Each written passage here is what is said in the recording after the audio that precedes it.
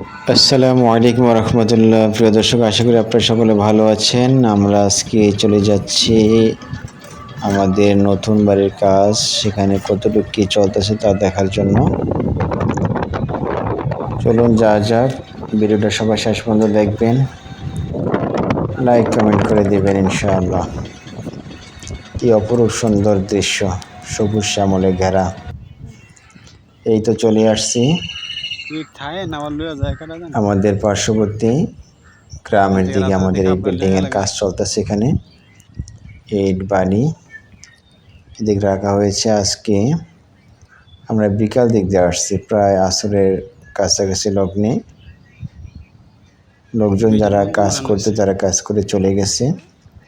এই ফাঁকে আমরা একটু আসলাম কীরকম কাজকর্ম চলতেছে তা দেখার জন্য।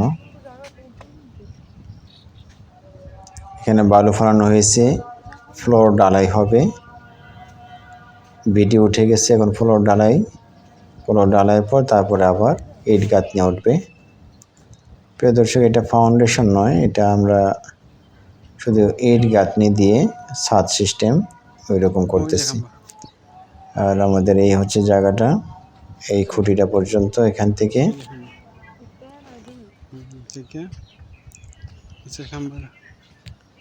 এদিক দিয়ে একবারে নিচ বন্ধ বালু ফালানো।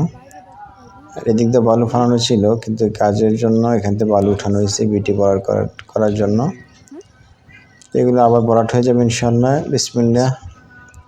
এই বিটির মধ্যে এখন উঠলাম প্রথম, বেশি একটা এদিকে আসা হয় না। গাছটা অনেক মোটামুটি আলহামদুলিল্লাহ, কি সুন্দর লাগতেছে, খোলামেলা আকাশ, সবুজ শ্যামল। এখানে